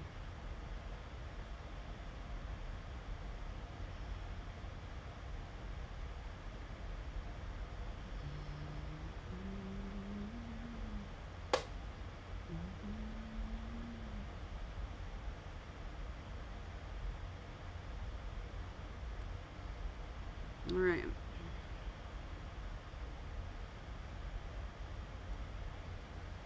I got a little piece of that nail wrap there. It's gonna be fine though. It's just on this side. And again, these nails, I think they're 2 weeks in, right? I'm not sure, but it's close.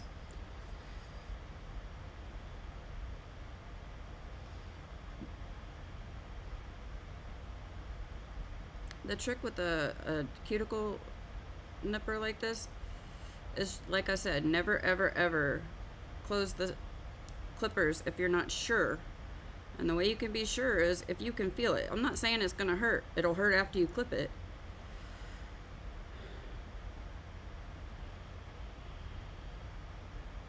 But you'll be able to feel it. It'll hurt. Like, you'll feel it pinch your skin. If it's pinching your skin, do not close the nippers.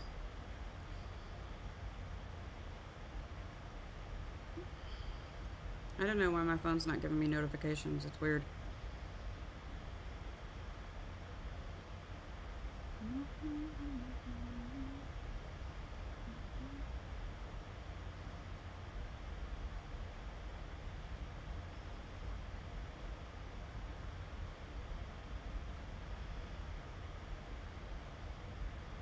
Like, most people, their cuticles do not grow this fast. I consider having psoriasis to be like a disability that's almost like a superpower. The truth is, sometimes things that I injure heal really well, really fast.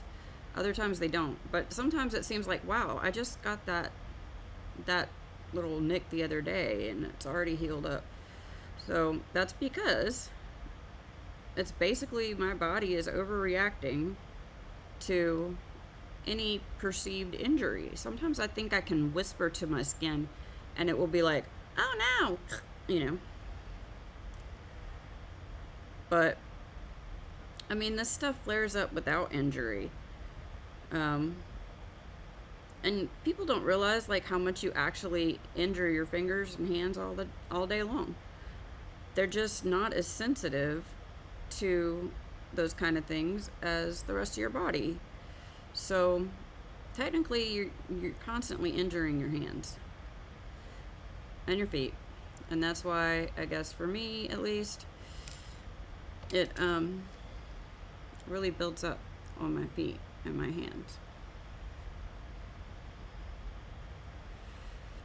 And my toenails are pretty much misshapen.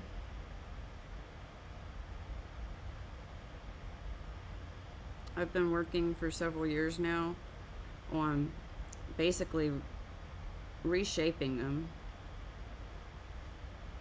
by pulling the sides out from underneath the nails, and you know, they're kind of curved in like an arc, so it's a constant thing to keep up with also, and I don't keep up with it the way I should. But I found that if I try shaping the skin around the nail, it works a little better than trying to shape the nail around the skin.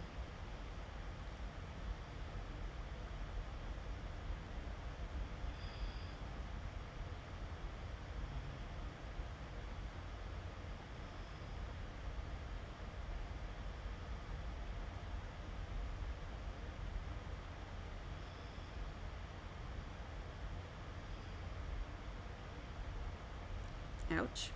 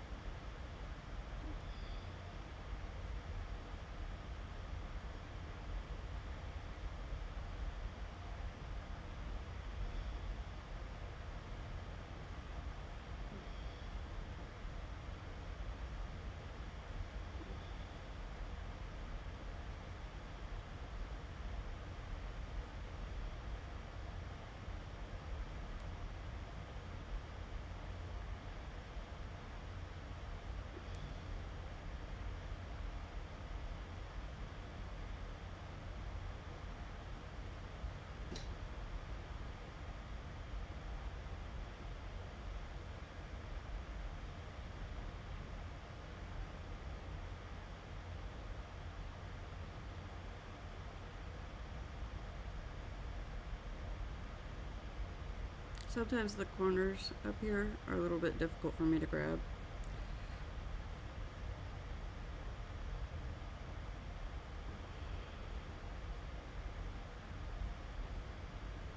All right.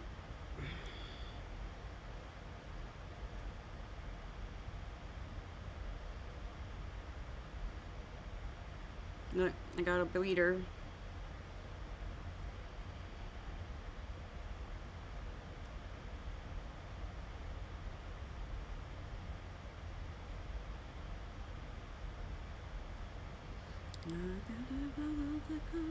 Once in a lifetime.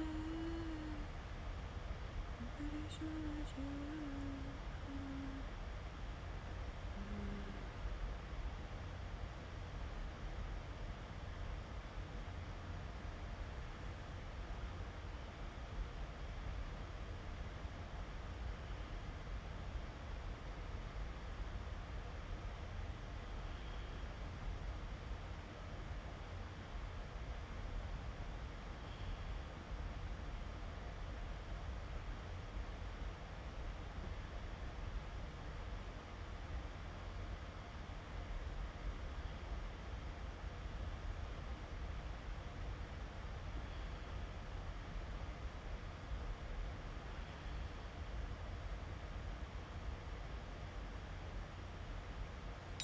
Alright, so now we're going to do the same thing.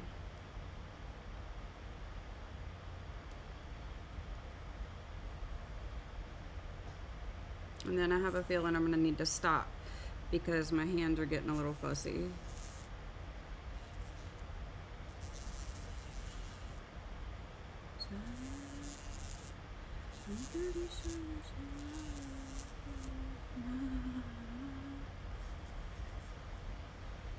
I'm barely pressing. I mean, actually, I'm not pressing at all.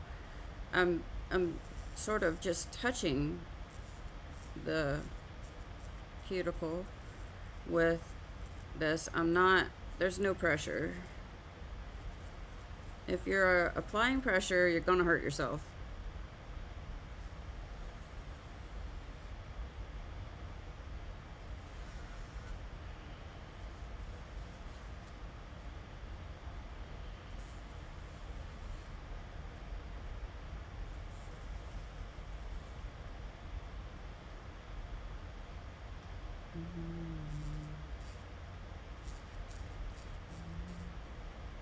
I'm kind of using the edge, I mean the side here, and I'm just kind of moving it backwards up against the cuticle, and it lifts it up a little bit. If you go the other direction, then it's going to push downwards.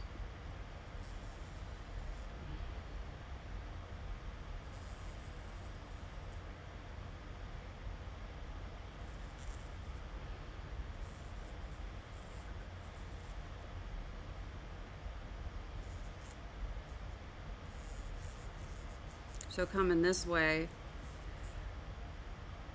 it's going to push it down this direction, which helps me get the whatever's up on the little bump, or as I call it, the cuticle hump,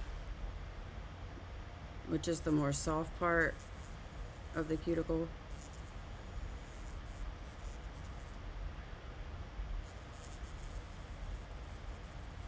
Yeah, my hand's starting to go numb.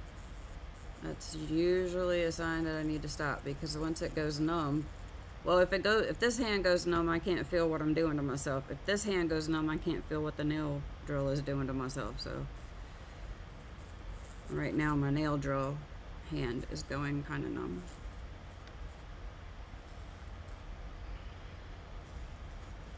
And that's a problem because if I can't feel the pressure I'm applying, then I could hurt myself.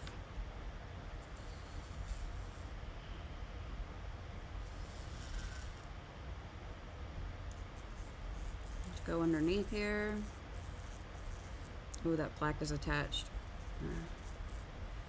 That freaking hurts a little bit.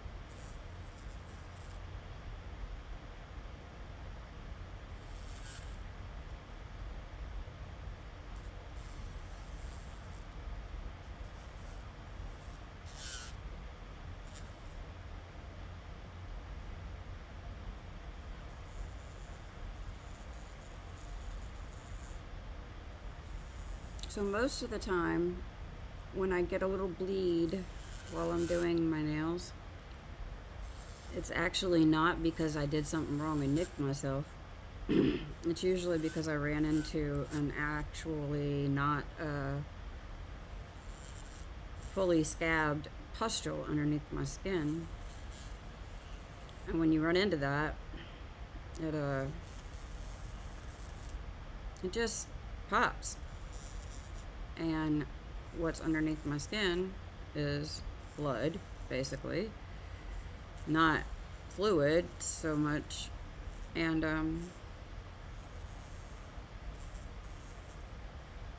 so that it just starts bleeding.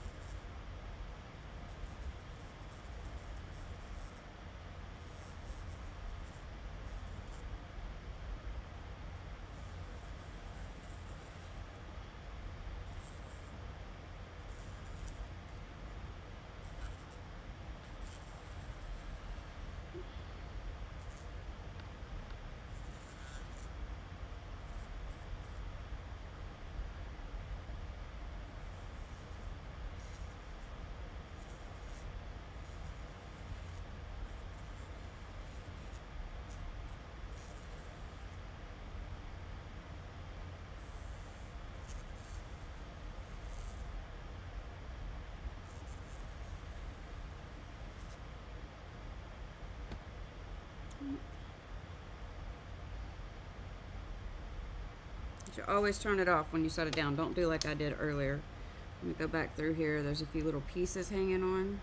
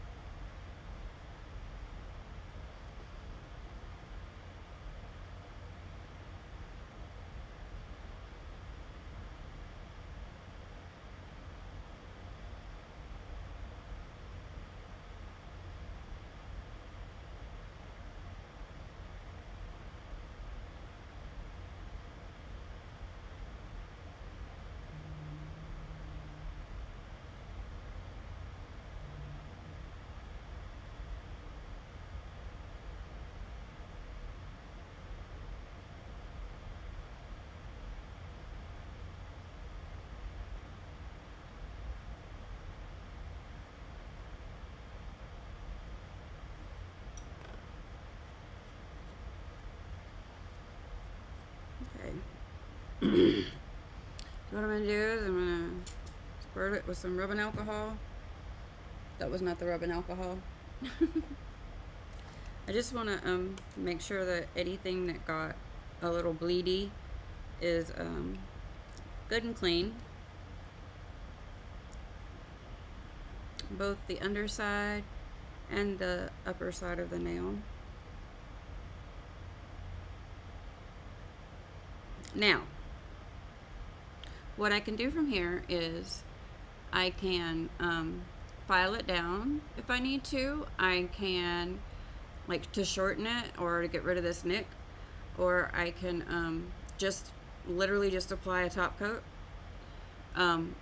So I can reshape it, I can apply a top coat, and I can also come back over the back side here and apply like some polish, or you can apply some glitter, or whatever you want to do to cover that space on your nail up if it really bothers you. Most of the time it doesn't bother me, and I just leave it alone till it grows out. But so you could really do anything at this point. So all I did today was push back my cuticle, use the cuticle nippers to trim off the cuticle. Then I used my nail drill to fully clean up the cuticle. that was like against the nail plate, I guess. And then I spread it with rubbing alcohol. And let me show you the difference. So here's a good example. Well, no, I haven't done that one much. So I'll just put these two next to each other.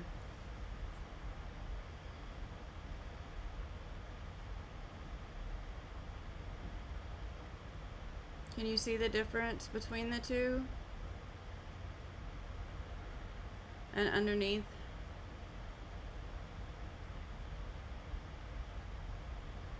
That looks pretty gross. That looks not nearly as bad. But if you just look at the area above the nail art, you could see a massive difference there, right?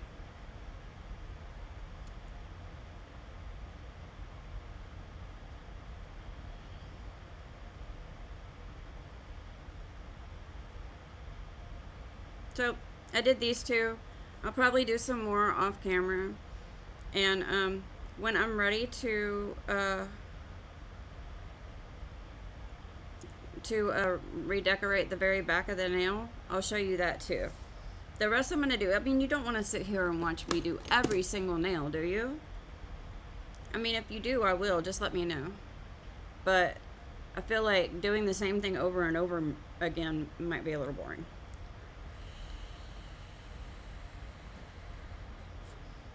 Alright, so we did that this morning, and we also completed this image. I'm all the way done with it, so I'm just going to slide it up and let you take a look at it. If I can get it to center. Here we go. So we did that beautiful rainbow, the fluffy clouds, the Emerald City, that dark green grass that isn't dark green, so dark green anymore, and our little village. We did our flowers in the rose with the white. I really love how her hair came out, and you know, I wasn't happy with that on Friday, but after I came back over it with pencil, it looks so pretty. I'm going to throw a picture of the before and after for the marker, and then with the pencil over it, I'm going to throw a before and after on the hair on Instagram. And then I have my weird yellow brick road with the strange texture that I created. And we have her dress. We colored all those tulips.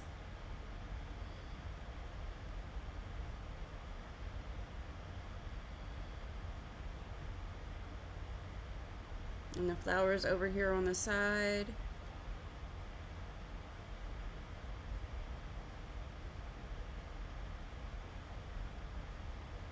I think she looks absolutely lovely, and I'm very happy with this piece. So when I come back from lunch, we're going to start to break this down with the sepia tones, so I can see if I can figure out how to make a rainbow in sepia tones. I'm not sure that I can do it. So we're going to start with that when I come back. All right. Thank you for hanging out here at Periwinkle Palace Arts. I really, really appreciate you, and I love all you guys. I'm Princess Bun Bun, and I'm here with my Bun Buns, and they're adorable dresses. Look at that.